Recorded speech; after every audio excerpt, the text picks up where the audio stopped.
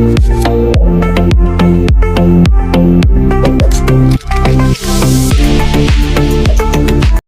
મિત્રો, ટાટ મુખ્ય પરીક્ષા માટે પદ્ધતિશાસ્ત્રમાં આજે આપણે વાત કરીશું શિક્ષણ વ્યવહાર અને વર્ગ વ્યવહારની. તો ચાલો શરૂઆત કરીએ. શિક્ષણ માહિતીનું ટ્રાન્સફર નથી, પણ શિક્ષક અને વિદ્યાર્થીના વ્યક્તિત્વ વચ્ચે થતી એક સંવેદનશીલ આંતરક્રિયા છે. શિક્ષણ વ્યવહાર વ્યાપક ફલક સંકલ્પના વિદ્યાર્થીઓ નિર્ધારિત કરેલી પારંગતતા સુધી પહોંચે તે માટે શિક્ષક, વિદ્યાર્થી, શાળા અને સમાજ વચ્ચે થતી હેતુલક્ષી આંતરક્રિયા એટલે શિક્ષણ વ્યવહાર. શિક્ષણ વ્યવહારના મુખ્ય હેતુઓ અને લક્ષણો.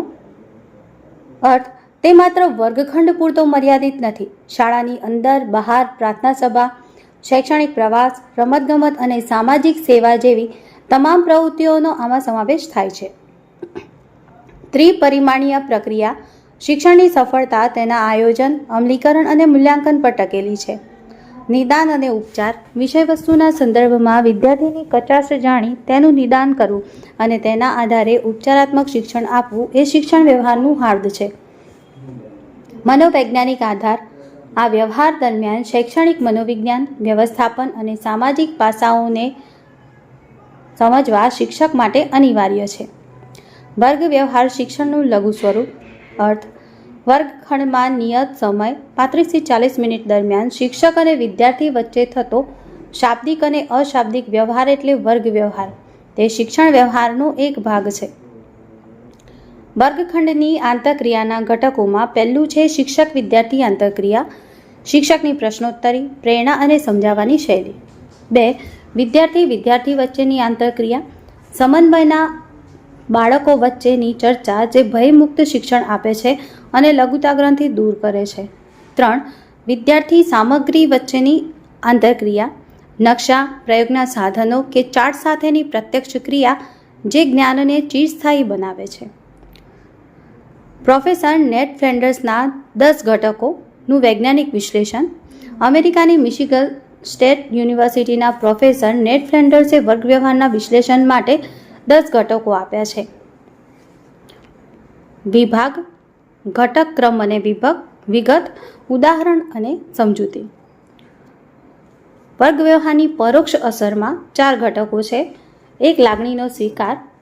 ઉદાહરણ: બાળકની મૂંઝવણને પ્રેમથી સ્વીકારવી. 2. વખાણ કે પ્રોત્સાહન. શાબાશ, ખૂબ સરસ. 3. વિચારનો સ્વીકાર. બાળકના અધૂરા વિચારને શિક્ષક વિસ્તારે. 4. પ્રશ્નો પૂછવા. વિષયવસ્તુ આધારિત પ્રશ્નોત્તરી. વર્ગ વ્યવહારની પ્રત્યક્ષ અસરમાં 3 ઘટકો છે, જેમાં 5. વ્યાખ્યાન અથવા કથન. શિક્ષક દ્વારા માહિતીનું પ્રસારણ. 6. સૂચના આપવી. પાના નંબર 10 ખોલો. 7. ટીકા અથવા સત્તા સ્થાપન. શાંત બેસો, મારા જેવું કોઈ ન ભણાવે.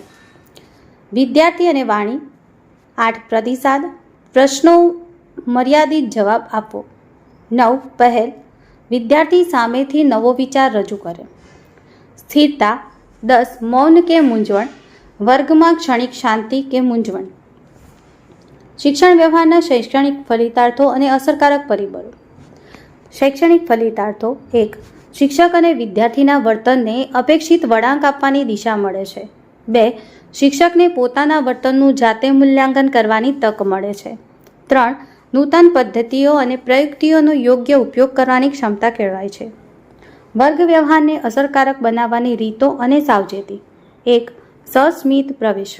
શિક્ષકે હંમેશા પ્રસન્નચિત્તે વર્ગમાં પ્રવેશ કરવો. 2. પરોક્ષ અસરનો વધારો. ફ્લેન્ડર્સના 1 થી 4 ઘટકોનો વધુ ઉપયોગ કરવો. 3. વાણીનું માધુર્ય. અવાજ સ્પષ્ટ, શુદ્ધ ઉચ્ચારોવાળો અને યોગ્ય આરોહ અવળોવાળો હોવો જોઈએ. 4. વિદ્યાર્થીની સક્રિયતા. શિક્ષકે ઓછું બોલવું અને વિદ્યાર્થીઓને વધુ બોલતા કરવા. 5. ટીકાનો ત્યાગ. વિદ્યાર્થીનું જાહેરમાં અપમાન કે શારીરિક શિક્ષા ક્યારેય ન કરવી. Thank you.